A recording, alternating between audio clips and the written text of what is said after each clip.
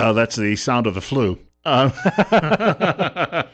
I wanted to mention Jeremy Daly is a physician assistant at Tripp Family Medicine here in Twin Falls. I almost did a combination of Tripp and Twin. Uh, Maybe the day will come when it'll be known as Tripp Falls, Idaho. It could happen. Maybe. Yeah. There's a Trip Hammer Falls back east somewhere, and it's Tripp before you get to the Hammer part.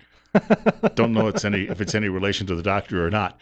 We're at 29. It's 8:34 on Better Health with Tripp Family Medicine, and Jeremy's here until 9 o'clock this morning, and he's talking about something that this time of year, all you need is a handshake, or maybe grab the grocery cart after somebody had it just before you who's got a flu virus, and you're off and running.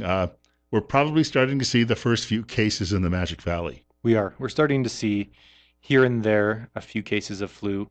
But it every year is different. We're always ready by, September to give flu vaccines and basically put ourselves in a position of hopefully preparing for the flu and not reacting to an infection from the flu. So, we still have patients coming in on a regular basis getting their flu shots, and we still encourage that. It's a great thing to do at this time of year. So I wanted to talk a little bit about last flu season and basically what a terrible flu season it was. Yeah, I didn't know this. I was listening to a TV show a couple of weeks ago, and they mentioned the numbers of deaths, and it was staggering. Yeah, so last year is right around 80,000 deaths were attributed to the flu. In contrast, over the last, about, I think since 2010, the most that they've seen is about 56,000, as few as 12,000 over that 8-year span of flu-related deaths. So it really was a big jump, and in terms of kind of where it ranks as far as mortality in the U.S., or causes of mortality, I should say, it's in the top 10 on a regular basis. And in 2014, it was number 9. Last year, the data's not out completely yet, but it's probably going to be a lot higher than that. I was going to say, some people obviously have it, and they may never even know they have it because physiologies differ from person to person. But most people, when they get it, it's pretty obvious. It is, yeah. I mean, that's exactly right. Some people feels like a cold, just like a cold that would give you the sniffles and maybe a little bit of a sore throat, but maybe no fever, maybe no chills or body aches. But most of the time when people get the flu, that's how they'll respond is something like that: fevers, chills, body aches, sore throat.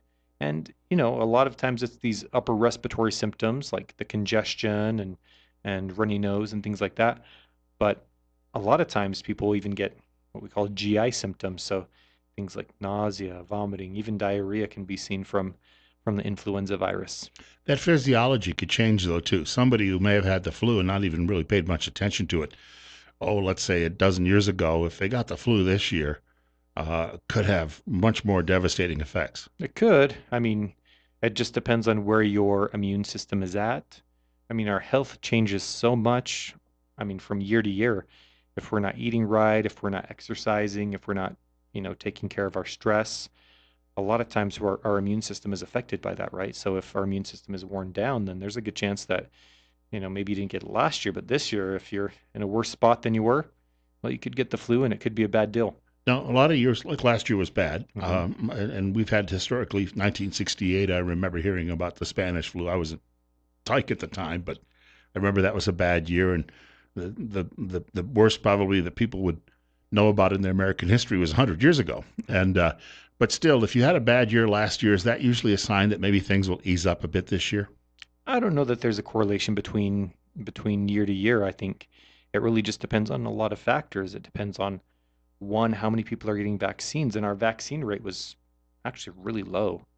Um, so one statistic said less than 20% of people got their vaccines, including children, last year.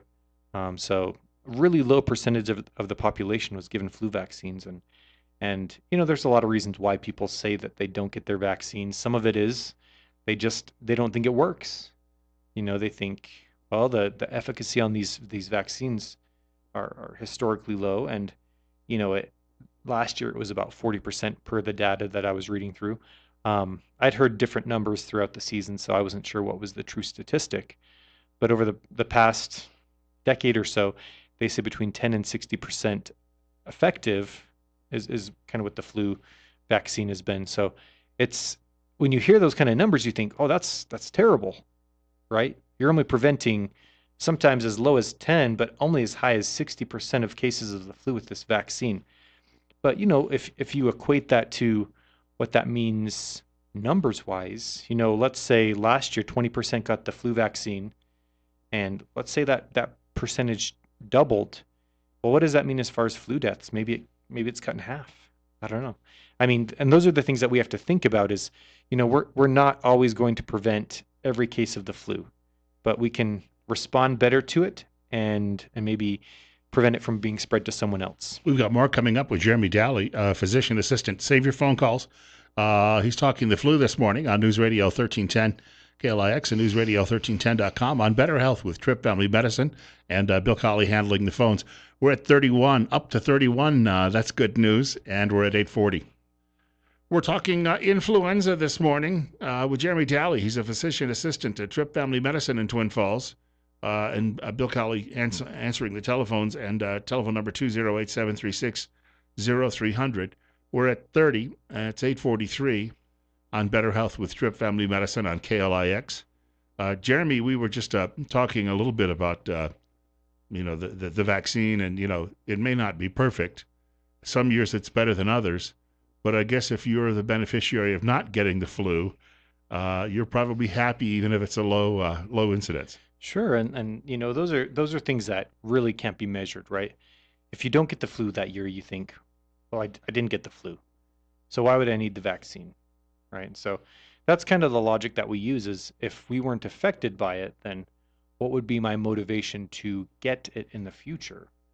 And so we have a lot of patients that ask those questions, and really it's kind of the looking at it from the herd mentality, right? So as a community or as a state, as a country, if you look at it from that standpoint and say, the more people that get vaccinated, the less risk there is for people to develop influenza, the less risk there is for influenza to be spread to other people. And let's be honest, who is most affected by the flu? We see the immunocompromised, so some people with diseases and things where they're taking medications that make their immune system weak. But a lot of times it's kids, children, and the elderly. That's the population that we see most affected by the flu. Those are the people that are hospitalized more often than not. Those are the people that end up dying from the flu.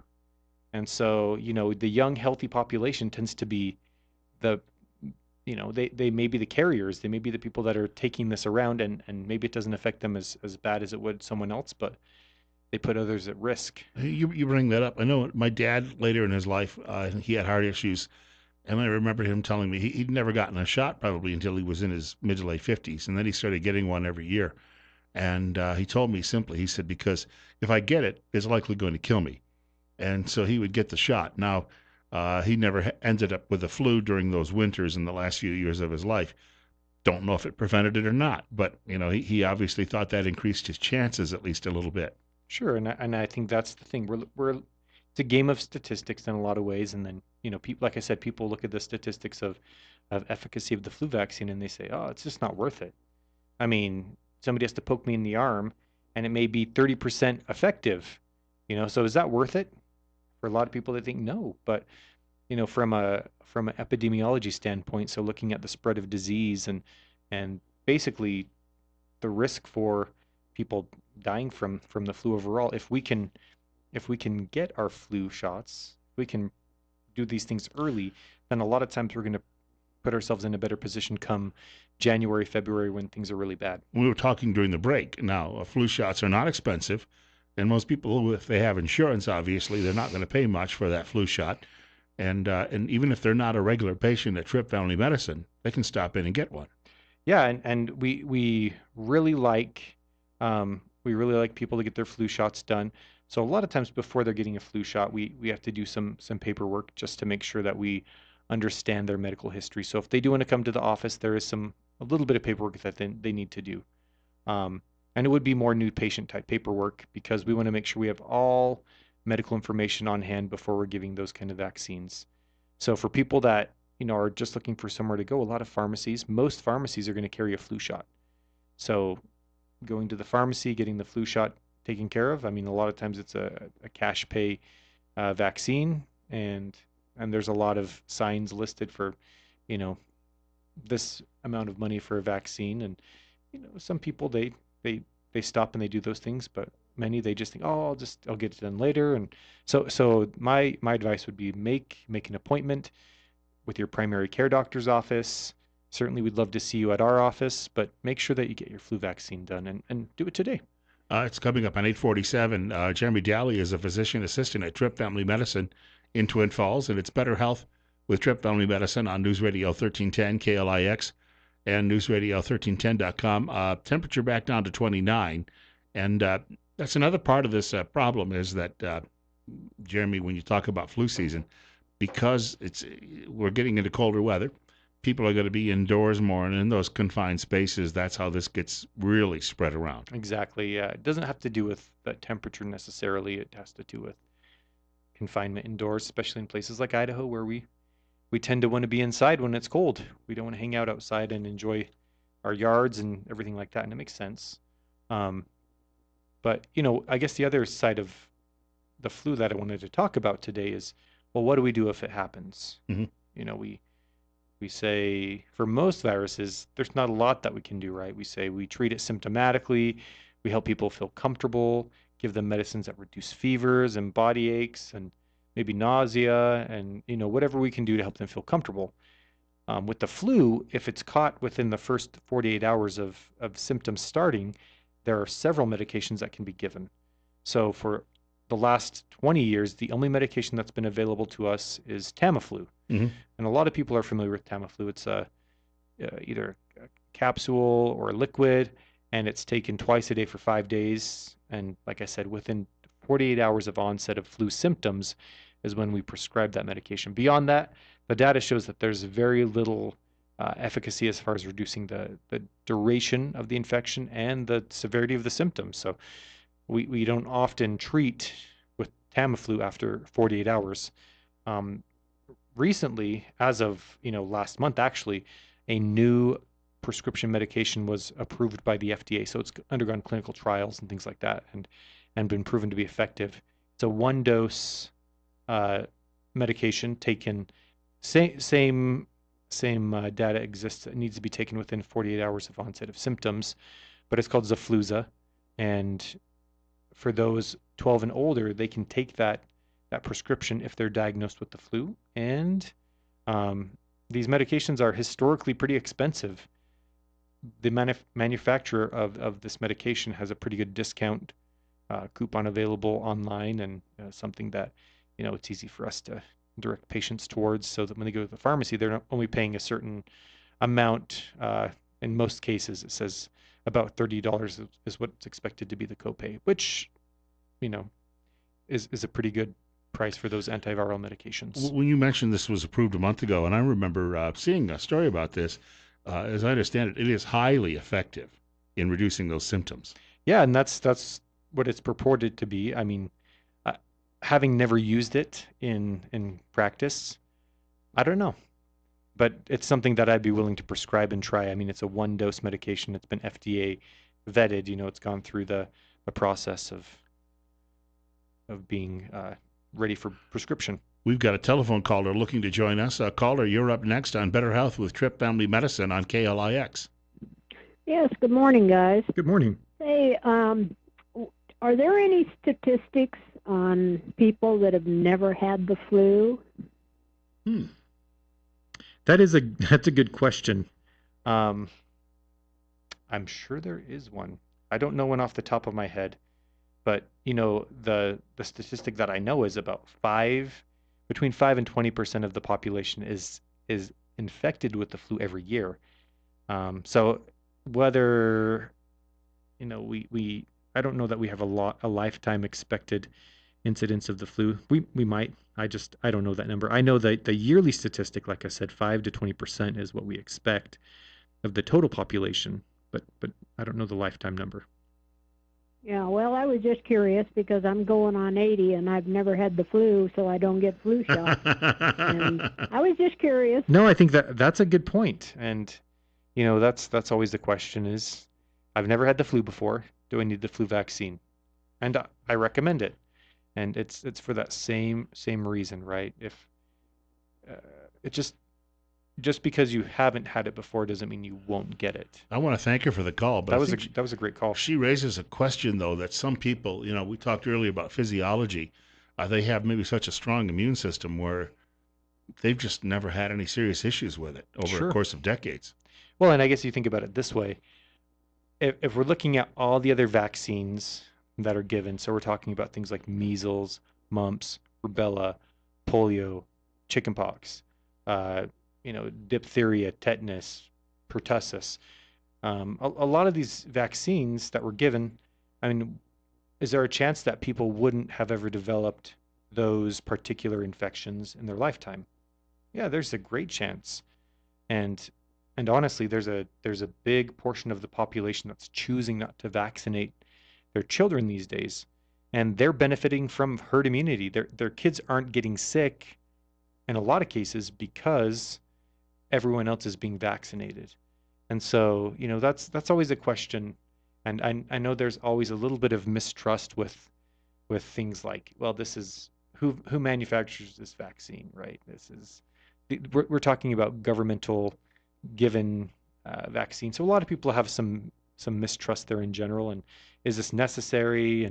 And vaccines in general are looked at as something that may not be necessary. But if we look at risk for infections and mortality rate and everything like that, the statistics speak for themselves. Look at our population. I mean, it continues to grow and to thrive. We're going to get to another caller in just a moment, but before we do, people who would like to contact your office, how do they go about doing it? Yeah, please call us, 933-4400. Get to know us on our website at trippfamilymedicine.com or on Facebook. And we have a caller with us. Caller, you're up next. You're on the air with Jeremy Daly from Tripp Family Medicine. Yeah, Jeremy, if you've had a particular kind of flu, like the Asian flu when I was very young, does that mean that you're immune to that particular flu, or do you, if you had another type of flu or whatever in your life and they were able to name that flu or whatever, is it that mean you're immune to it because you've been through it, or not? Oh, that's a great question. So if we look at immunity, so a lot of times your body creates what are called antibodies against a certain type of infection. So we see it against bacteria, we see it against viruses. And so, if we're talking about immunity, with the flu virus, it's based on the strain. So the reason that we have to do a flu shot every year is because that the flu virus mutates so often. So, the flu that you had when you were younger, it may not be the same strain due to all the mutations, even if it, could be similar in nature. I mean, every year we're doing either a trivalent or a quadrivalent vaccine. So 3 to 4 different strains of the flu are trying to be covered by the vaccine that we give. And so maybe to certainly to the one you were infected with, there could be some immunity to that, but who knows? Well, I know in the military, I had to take the shots. At one point, they even at the end of the shot there was your paycheck. You didn't get a shot, you didn't get a paycheck. They finally stopped that after a while, but nonetheless, that seemed like the only time I took the shot, and I know you hear people say, well, they got the flu, and I've heard doctors say, no, you didn't, no way. I'm telling you, it almost killed me 2 or 3 times because I had the swine flu shot and ran 103, 104 temperature. I mean, it's like, so I just quit taking them, and I haven't taken them in 25 years and haven't had the flu. So I'm just, because they just really knocked me down for the like 24 hours. Sure. I guess everybody's different though. So I'll hang up. Thanks a lot. Oh, no, that's a great point. I really appreciate you bringing that up. We have people that give that same story, and it's a tough thing, right? So the last thing I want is for people to feel ill when they get the flu vaccine. And most people truly they don't, but some people they tend to respond really negatively to being vaccinated to the inactivated viruses. And so a lot of times we're dealing with basically your body's response to what it interprets as being an infection, even though it's not truly an active infection. I had a flu shot last time, I think 1996. We got them free through my employer, and so I got the shot. And that evening, I felt maybe a little, I'll use the word queasy at home for a brief period, maybe for an hour, hour and a half, and then it went away. And I assume that might have been just a bit of a reaction to it. But in my situation, it was rather mild. Right. And so most people they don't have a major reaction to the flu vaccine, and those are conversations that I think if you are, in a position where you're feeling like, is this the right thing for me? And you want some medical advice, then I think talking to your physician, your personal physician, would be a great thing to do. And there's some cases where based on the response to a flu vaccine, we say it's probably not the right thing for you. I wanted to point out we got about 40 seconds to go. Anything people should remember about all of this? Yeah, I think, in terms of, we talk about the vaccines, we talk about that type of prevention, but one of the best ways to prevent any type of infection is, one, to wash your hands often. And, hand sanitizer is a good thing, but using a disinfectant, antibacterial, antiviral type soap is going to be a way better means of preventing infection. And, let's be honest, if you're sick, don't put yourself in a position where you can get others sick. I mean, we have ways for people to shop online and have groceries delivered to their houses or have them delivered to the back of the car. So there's ways that you can get around going out and being in public when you're sick. So make sure that you're doing those things. Be proactive in preventing the flu. And who knows, you may prevent someone who's very ill from being infected with it. I just want to point out, too, Tripp Family Medicine, there it is. That is located on Fillmore Street on the north side of Twin Falls. It's across from the post office. And remember as well, life's too short not to feel good. Jeremy, thank you. Thank you. We've got a short break, 9 o'clock news on the way on News Radio 1310, KLIX, newsradio1310.com. Magic Valley This Morning with Bill Colley, and a couple of more thoughts on yesterday's elections coming up.